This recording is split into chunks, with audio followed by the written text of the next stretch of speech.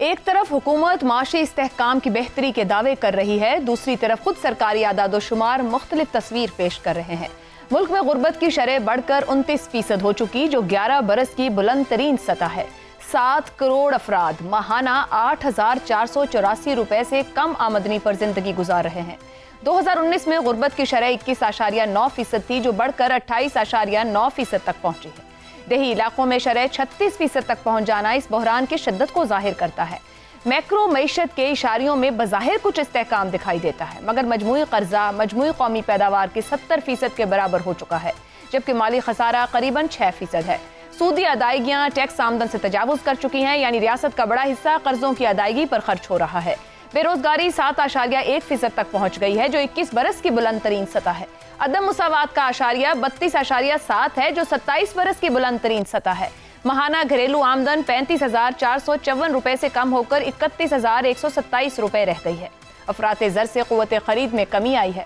قریباً 40 ارب ڈالر کی ترسیلات زر بھیجنے والے 90 لاکھ سمندر پار پاکستانیوں کے باوجود پاکستان اسی سطح کی برآمدات حاصل نہیں کر پا رہا۔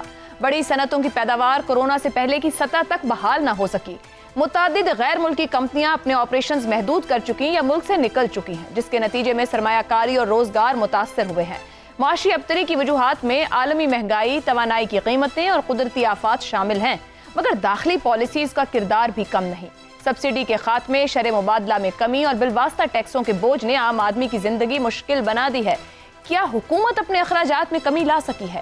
کیا ریاستی اداروں کے نقصانات کم ہوئے ہیں؟ اگر عوام کو یہ محسوس ہو کہ ان پر ٹیکس اور مہنگائی کا بوجھ ڈالا جا رہا ہے، جبکہ حکومتی طرز زندگی میں سادگی نظر نہیں آتی، تو معاشرتی بے چینی میں اضافہ ناگزیر ہے۔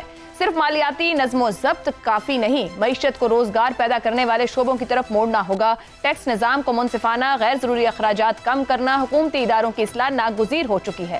سماجی تحفظ کے پروگراموں کو افراط زر سے منسلک کرنا ہوگا تاکہ غربت مزید نہ بڑھے۔ معاشی حالات میں معروض کا کردار ہوتا ہے، مگر پالیسی سازی حکومت کے ہاتھ میں ہے۔ اگر حکومت عوامی احساسات کو نظر انداز کرتی رہی تو اس کے سیاسی اثرات بھی نمایاں ہوں گے۔ معاشی دباؤ اکثر سیاسی عدم استحکام کو جنم دیتا ہے، اور یہی وہ نقطہ ہے جسے نظر انداز کرنے کے سیاسی اثرات ہو سکتے ہیں۔ کیا یہ بات ہمارے ملک کے حکمران اور اشرافیہ سمجھ پا رہے ہیں یا نہیں،